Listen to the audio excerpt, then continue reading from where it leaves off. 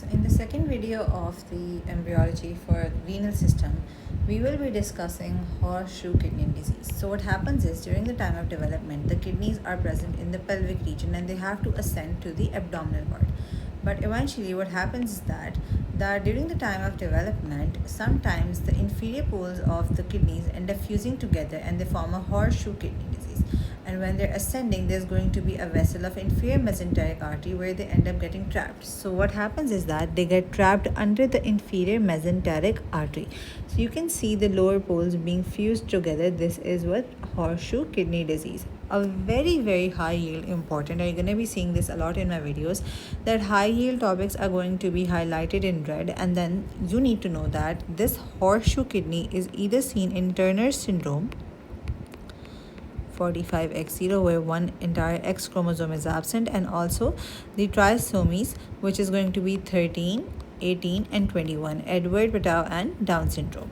For congenital solitary functioning kidney, that one of the kidney would be functioning and the other one is going to compensatorily hypertrophy for it.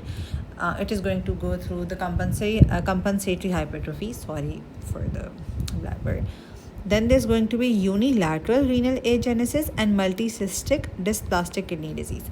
There is a very important difference between both of them is that कि जो unilateral renal agenesis होती है ना, in this what happens is that ureteric bud completely fails to develop. So there's going to be no bud, and then there's going to be no surrounding mesenchyme and no interaction between them at all. Whereas multicystic dysplastic kidney disease, इसमें क्या होता है कि यूरेटेरिक बड बन जाता है but there is no interaction between the surrounding mesenchyme. तो आपके पास नॉन फंक्शनल किडनी में मल्टीसिस्टिक किडनीज ये आपके पास सिस्ट बन जाती हैं, and these cysts are actually non functional in nature. That is one of the reason we also have the disease of Potter syndrome. Why? Because it leads to the multicystic dysplastic kidney disease would lead to oligohydramnios. Then आपके पास आता है duplex collecting system. इसमें यूरेटेरिक bird जो होता है वो बाइफिकेट कर जाता है और फिर मीजेनकाइम में जाके इंटरेक्ट करता है. तो उसकी वजह से क्या होता है कि दो यूरेटर्स बन जाते हैं, वो एक ही किडनी के साथ हमारे पास एसोसिएटेड होते हैं. अब बिकॉज ये इस तरह हो जाता है, it is going to be strongly associated with vesico ureter reflex कि the urine is going to go back from the urinary bladder to the ureter. So it is going to be back flow of the urine from vesico is basically urinary bladder. Ureter are basically these के vesico ureter reflexes. क्या आपके पास सबसे पहली बात तो ये Y shape ऐसे करके किडनी के साथ बन जाता है और यूरिन वापस जाना शुरू होता है with in the kidney, and फिर आपके पास हाइड्रोनेफ्रोसिस के साथ प्रेजेंट करते हैं.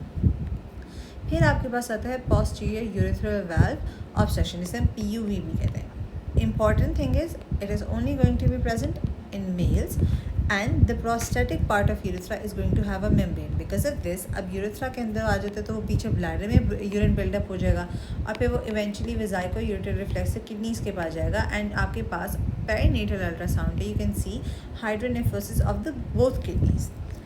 Now there's going to be vesico ureter reflex. We've mentioned it multiple times कि primary reason होती है, secondary reason होती है. Primary reason जो होती है due to abnormal insufficient insertion of ureter into the vesicular wall, which is basically urinary wall, bladder wall.